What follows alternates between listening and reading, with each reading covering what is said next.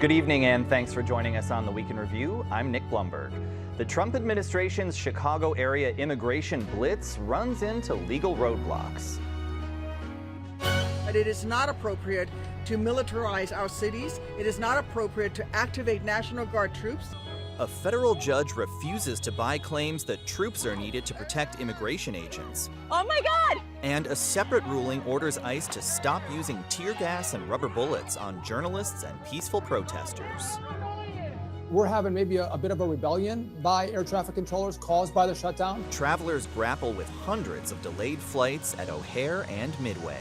I'm Jesse Jackson Jr., and I've chosen this day to make a special announcement. Former congressman and federal inmate Jesse Jackson Jr. announces he's running again. The CTA says a federal funding freeze isn't slowing plans for the Red Line extension.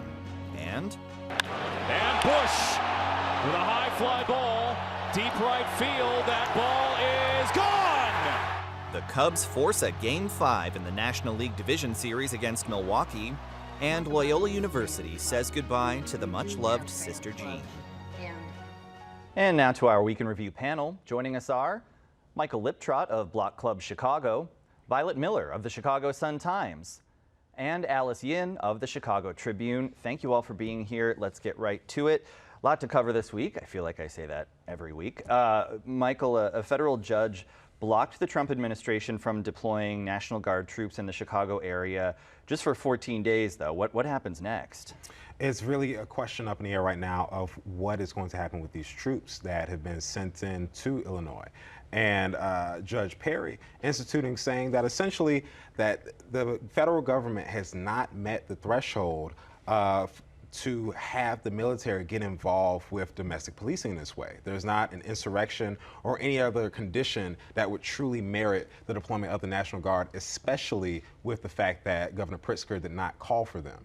And to be honest, Operation Midway Blitz is looking like a Midway blunder in every way. When we look at how there are no major murderers, rapists, the people that the Trump administration are framing that this operation is seeking to arrest, and more or less you see on social media how they're going into apartment complexes on the river looking for whatever they're looking for. So it's definitely a question to be begged of what is the effectiveness. And Judge Perry weighed in this way, saying that there is nothing at this point. Well, and Judge Perry, as you say, really not mincing words there. Alice, were you surprised to hear her say so plainly that she doesn't think the justifications from the federal government are warranted here? Based on what we've seen on the ground the last several weeks during Operation Midway Blitz and all these clashes of protesters, and as the hearing developed, it seemed that the federal government was really struggling to, stay consistent with their arguments and prove that the National Guard was needed, especially as that same day charges against protesters were getting dismissed in federal court. But to your question of what happens next, I haven't been able to answer that a single week in 2025. So we'll see. The courts are definitely pushing back against Trump, but they're continuing to go outside that. Yeah, I think very few of us reporters have a sense of what exactly is going on here. And I want to talk more about some of those specific cases later, but Violet, protesters back outside the Broadview facility earlier today. There was also a huge protest downtown this week as well. Tell us a little about that. Yeah, so I was down in Broadview for the protest there. A few veterans. It capped out about 40 people. Broadview recently instituted a curfew down there, so at 6 p.m. Or shortly thereafter, Broadview police, with the assistance of ISP, helped move protesters and press out of these designated free speech zones that they've set off with concrete barriers to keep protesters away from a fence that the Department of Homeland Security erected there. However, a federal judge said that this is illegal. They need to remove the fence. As of just a few minutes ago, the fence still has not been removed despite a 2 p.m. Friday deadline. Though protesters are still out there, and it's a pretty calm scene from what my colleagues are saying. ISP officers dancing to Sweet Caroline that protesters are playing on their speakers. So definitely, seeing what the judge was saying about maybe there not being a justification for this, it really doesn't surprise me.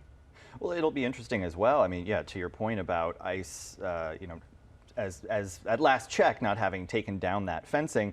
You know, Broadview Village officials saying it's a safety hazard, it wasn't permitted. Do you think maybe we're going to see the feds assert some sort of eminent domain adjacent argument here? I don't think so. You know, I think this is just going to keep playing out in the courts. You know, we've seen this with a lot of aspects of this, the National Guard deployment included, where, you know, we get maybe a temporary restraining order and that's appealed, and we just keep going back and forth. And so, you know, in my opinion, we see this play out in the courts the way we've seen a lot of these things play out in the courts. Yeah.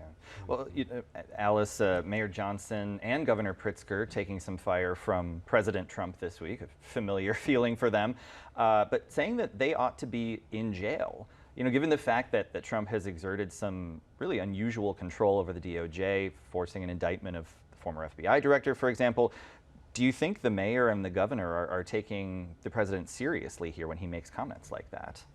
I think the reoccurring theme throughout this year has been, you know, take every threat seriously, but be a bit dubious about how he often does make threats that he doesn't follow through on. And, you know, in very safely blue Chicago and Illinois, I imagine as a politician hearing that isn't always the worst case for your brand. Yeah, usually the politicians that are going to jail here, it's because of corruption rather than because they're targeted by the president. Okay, lots of immigration cases this week. Michael, a separate federal judge says agents should not be using deterrents like tear gas and pepper balls against you know, protesters, journalists. Do you think ICE and DHS are going to follow that directive? Do you think this might end up back in court again? It's really hard to say at this point. Just as Alice said, with any threats or threatening presence, you have to take it just at face value. And since Block Club Chicago has been at Broadview covering alongside many other journalist organizations, you've seen federal agents use non-lethal rounds against journalists and how that has impacted people. And on Monday, Block Club Chicago, alongside the Headline Club and other outlets, filed a lawsuit against the Department of Homeland Security in that way. And so this restraining order being granted is definitely a win for freedom of speech. And when we think about just the First Amendment and how a lot of the federal government's actions have been directly in opposition to the First Amendment in terms of journalists, the right to press, the right to assembly, the right to protest. And like Violet said, a lot of this is going to go to the courts. Mm-hmm. And I think that a lot of this is just going to push, Trump is pushing the limits of authority. And within our democracy, the checks and balances, we're having to balance out in this way. So between the restraining order on the National Guard deployment being blocked, the restraining order against journalists, we're just going to see more and more of these cases come down to, as Kwame Raoul said, check the unfettered authority of Trump. Yeah, Kwame Raoul may be the busiest man in the state right now. Another ruling that came out was said that you know, unless agents are undercover, they have to have badges. They have to have some sort of identification. I mean, forgive me for the fairly obvious question, but what are the potential problems there if agents aren't identifying themselves? Well, we've seen in other states where people are posing as agents and they're going and they're essentially kidnapping people. But at this point in society, if you see a group of people with the head mask, the head wraps on, and camo pull up in a van and just grab a Hispanic person, you just assume they're ICE. Mm-hmm. And now you're having threats and other cases being reported in states of just people just doing this, and people being kidnapped, people being assaulted, and that's a real threat when there's no identification. We have vehicles that don't have license plates or out-of-state license plates with nothing that identifies them as a federal agent.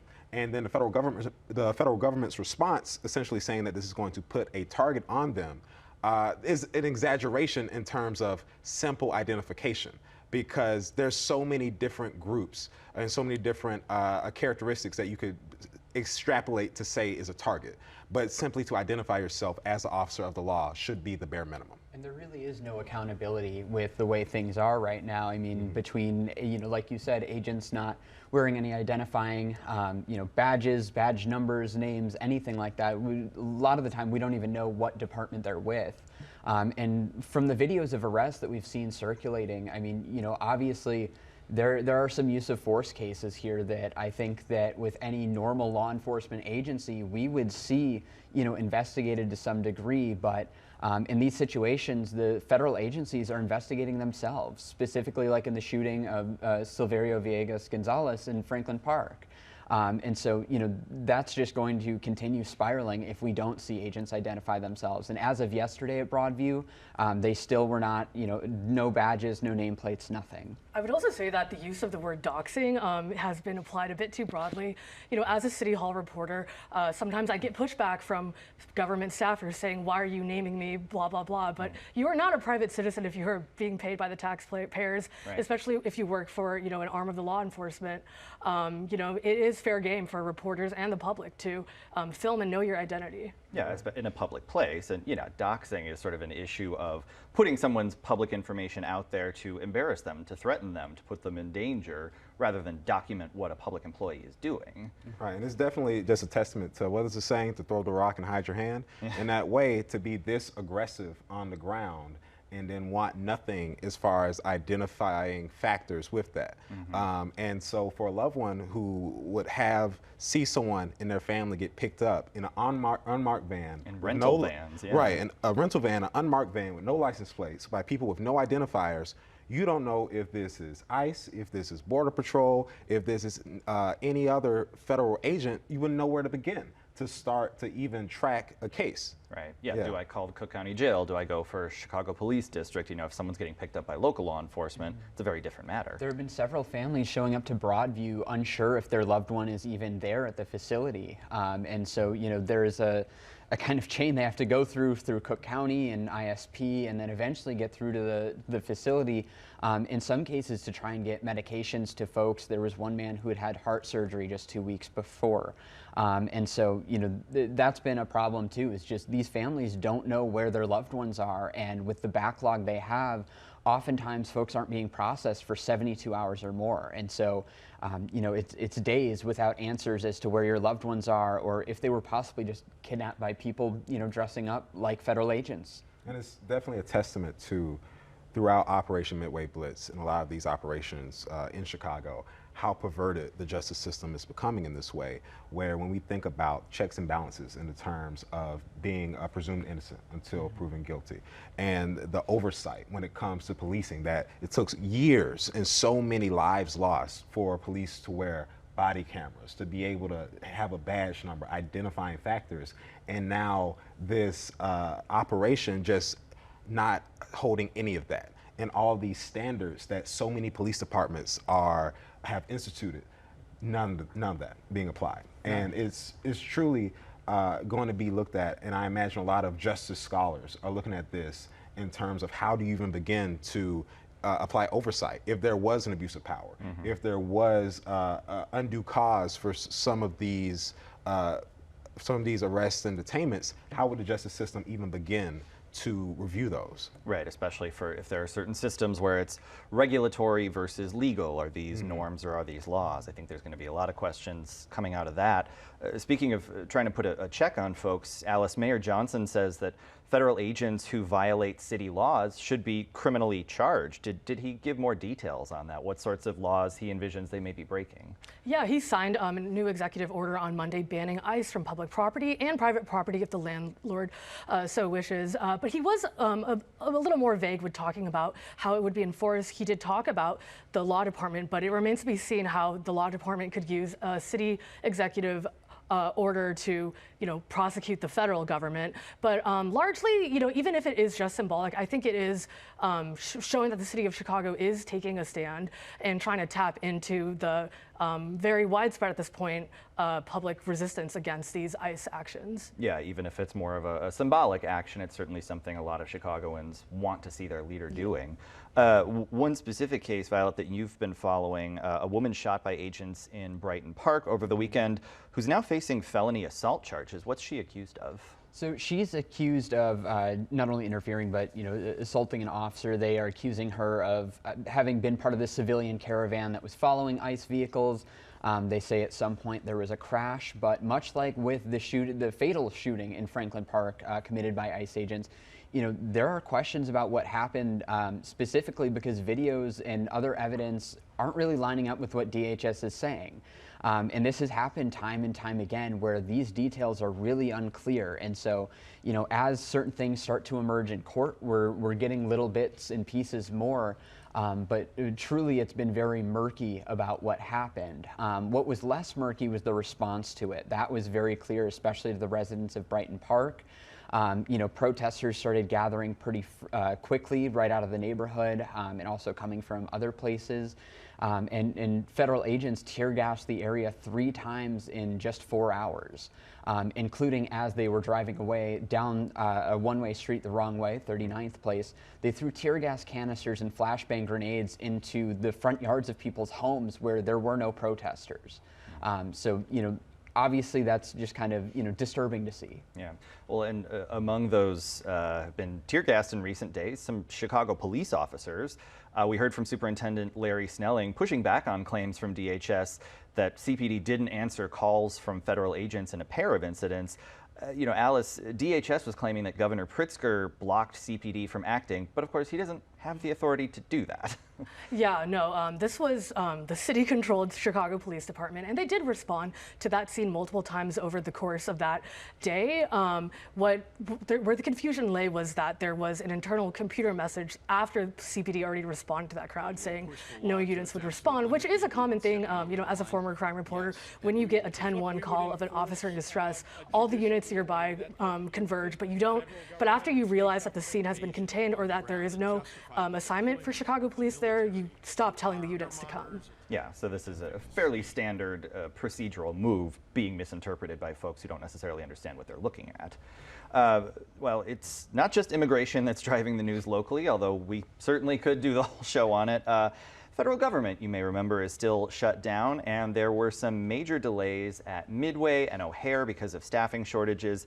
Michael, do you think the average air traveler is following the news closely enough to expect these kind of delays, or are there probably some folks a little hot under the collar getting caught off guard? Sadly, I do not think that the average traveler is thinking that big picture of how the government shutdown is going to impact lines at TSA and gate agents. I saw a video on social media at O'Hare of the American Airlines desk. The video was claiming that over 50 people were at the customer service desk waiting for an attendant to come. And a flyer had to actually go over the overhead speaker to ask for someone to come. And it's definitely a mess right now. And I think that when we get towards closer to the holidays, and just seeing how this is going to play out, because even if the government does reopen, some of these TSA agents that walked out or potentially quit, not coming back, there's going to be a rush for seasonal hiring, and it's just going to have a very much down the road effect in terms of flying. Yeah, Thanksgiving, the holiday season, potentially not very pleasant. You know, another fallout of the shutdown, Trump administration has started sending out layoff notices to some federal workers as they threatened doing. You know, there were some good reporting from the Sun-Times, you know, folks saying they're just kind of emotionally exhausted, you know, because of course it's not just the shutdown, Violet. We also started the year with Elon Musk, you know, coming in and laying off massive amounts of government workers. You have to imagine it's been potentially a demoralizing year for folks. Yeah, at protests downtown, I've spoken to quite a number of federal workers who are out there voicing their opinions, and they're pretty displeased. You know, this government shutdown and the subsequent layoffs are just kind of, you know, an early taste of what seems to be the Trump administration's plan for the federal government.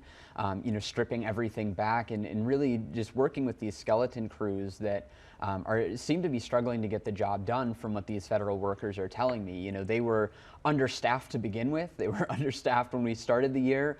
And now that they're losing more and more, you know, those who are staying in the positions are obviously stressed, you know, doing more work. And those who are being pushed out are obviously struggling with the loss of employment. Yeah, and of course there have been threats as well, you know, that the federal government may not honor a law guaranteeing them back pay. So you have to imagine that's another layer of stress as well. Which is going to create a negative feedback system in that way. When you think about, at least under this Trump administration, no one's going to want to work for the federal government in that way when you see the shutdown and how this is affecting people, and then now potentially not honoring back pay, how that is just going to create a system where for these next years, for positions that are laid off, if further hiring is needed, people are going to be very reluctant, where if you're qualified to work in a private entity versus the federal government, job security. and that's going to be a big concern for a lot of people. Yeah, you can imagine. All right, well, going from government shutdown to a government return, perhaps, former Congressman Jesse Jackson Jr. wants to head back to the House of Representatives. Michael, he's kind of had a message of sort of reform and transformation. Do you think that might break through with voters, or are folks too cynical about things like that? This is tough, especially this hits at my cynicism very much because not you.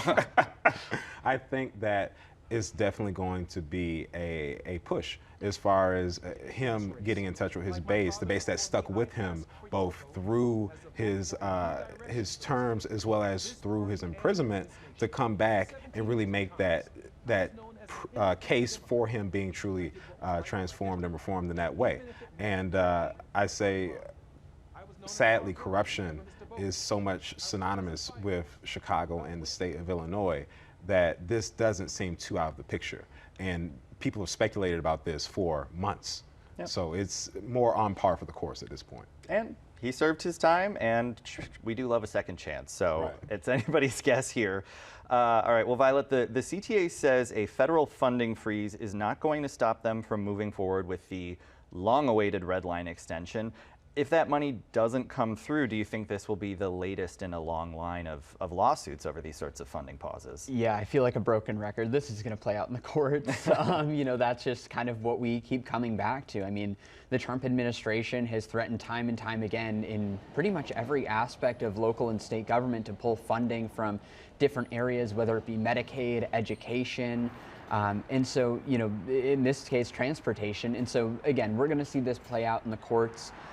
Especially money that was already allocated. We've seen in a lot of prior cases that the courts tend to side with the local governments who are owed this money that has already been set aside for them. Yeah, a contract is a contract, even if Uncle Sam is the other party signing it. And it's Monday that the CTA is due to release their budget? Yes, Monday is the budget, and then they've got a week from Tuesday to respond to this notification from the Department of Transportation on, you know, whether there is illegal race-based contracting going on. But of course, we were talking about this last week. The CTA was required to take disadvantaged businesses into account to land this deal. So it'll be very interesting to see how this all plays out. It's a strong case, to say the least. I would say so, yeah. It's going to be one budget season. Yes. Another big case folks have been watching. The U.S. Supreme Court appeared open to a lawsuit from Mike Bost challenging mail-in voting. So this ruling was just about whether he has standing, not the merits of the case. But you know, Alice, if you're a local election authority and you're watching this case that has the potential to blow up absentee balloting, I have to imagine you're feeling a little on edge about that. It's become such a huge part of how people cast their ballot. Yeah, no, especially in Illinois over the last few election cycles. Although I will say there's less and less evidence that mail-in ballots really disadvantage Republican candidates at this point.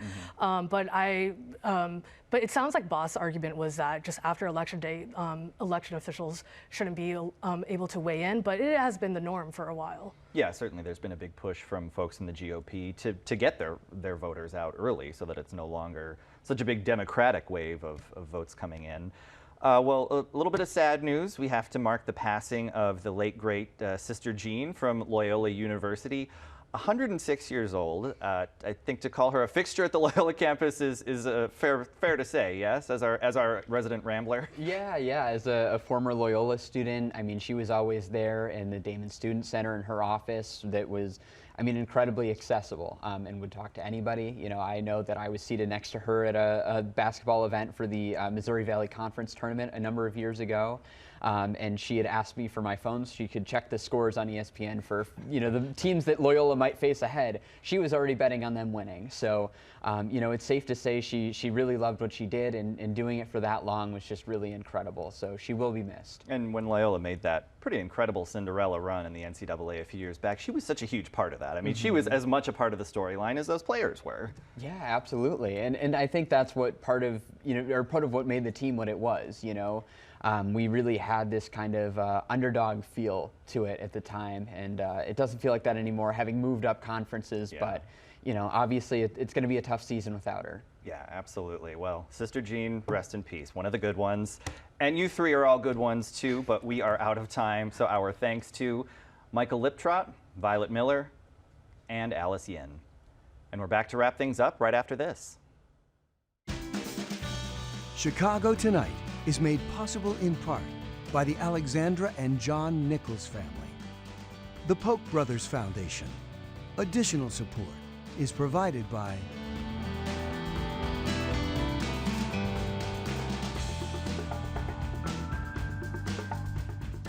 And that's our show for this Friday night. Be sure to sign up for our free email newsletter, The Daily Chicagoan, at WTTW.com/newsletter. Now for the Week in Review, I'm Nick Blumberg. Thank you for watching. Stay healthy, stay safe, and stay informed. Have a great weekend.